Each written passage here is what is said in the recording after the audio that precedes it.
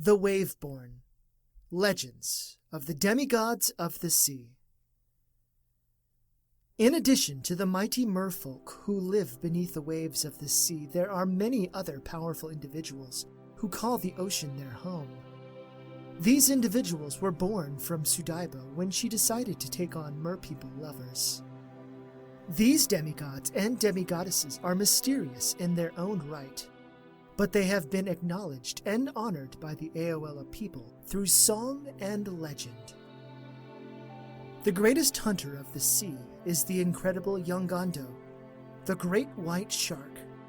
Yongando's fin is so large that it is often mistaken for the sail of a canoe. It moves so quickly through the water that the great white shark is often able to catch whales, large schools of fish, and the unlucky Aoela by surprise.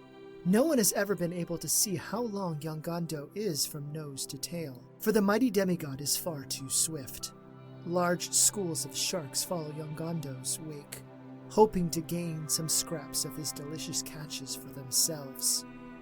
A common practice among the Aoela Shanado people is to wait until the great white fin dips below the surface before trying to spear and hunt the sharks who have come to feast on Yongando's leftovers. Shark meat is quite delicious, especially how the Aoela Shanado people prepare it. Yongando is not a mean or vengeful demigod. He is simply always hungry. Beware the great white fin, for if it emerges and there are no other signs of life in the area, you may be what Yongando is starving for. Every 50 years or so, members of each of the Aoela tribes tell stories of seeing a great turtle shell glide beneath the waves as they are fishing.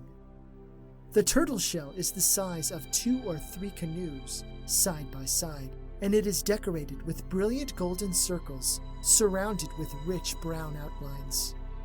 Seeing the great turtle shell is a great omen that foretells of a bountiful fishing season, profound life being born into the world, and great prosperity. The great turtle shell no doubt belongs to Guida, the great turtle mother. Every 50 years, Guida takes a long journey to a special island, one that has not been discovered yet.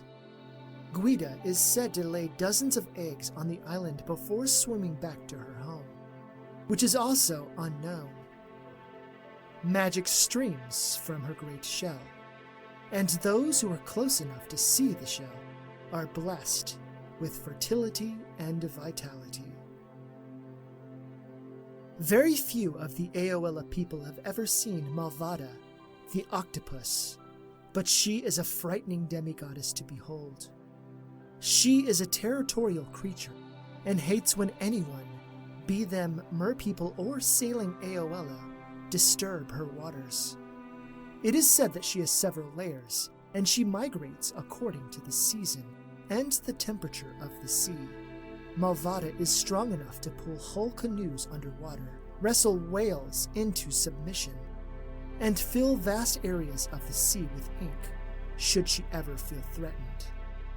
Once long ago, Yongando sought out the lair of Malvada, only to have been nearly killed in the attempt to eat her.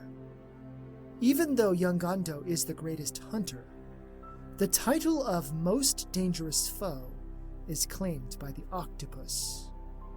Be wary of her signs, inky seas, shades of bright red oranges beneath the water, and whipping tentacles that thrash about.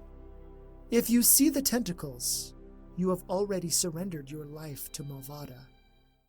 A mermaid queen once became the lover of the great Sudaiba, and she birthed a set of triplet demigoddesses. These mermaids were far more powerful than any of the others who had come before them. One of them was named Ella No, and she had the power to control the waters to do her bidding. Ella No could create massive waves from calm seas, create whirlpools to suck ships under, or even calm the waves when she wanted. A second of the trio was named Ashina Da, and she had a haunting voice. When she sang out, she could mesmerize anyone, be them demigoddess, goddess, merpeople, or Aoela. She often liked to mesmerize the Aoela people, for they were fun to play with. The last of the triplets was named Minada Ma, and she could transform into any creature she wanted. She loved transforming into dolphins and going very fast. Together, they would be called the Three Siren Sisters, and they enjoyed playing pranks and jokes on both the merpeople and the Aoela people as well. The greatest queen of the merpeople was a demigoddess named Kovar the Purple. She was born with beautiful purple scales, purple hair, and purple eyes. She was an empath and could feel what others did. Kovar was the kindest and most gentle mermaid leader, and she often negotiated peace between feuding merpeople lands. However, when war was laid at Kovar's fins, she would fight fiercely to defend her people and her home. She reigned for over 400 years until she finally gave up her seat of power to her well, there were a lot of greats, grandson, who would be a great king in her stead. The Aoela people who lived on the land told many great stories of these fantastic undersea demigods and goddesses. Tales of their exploits dance in the imaginations and dreams of all of the Aoela people.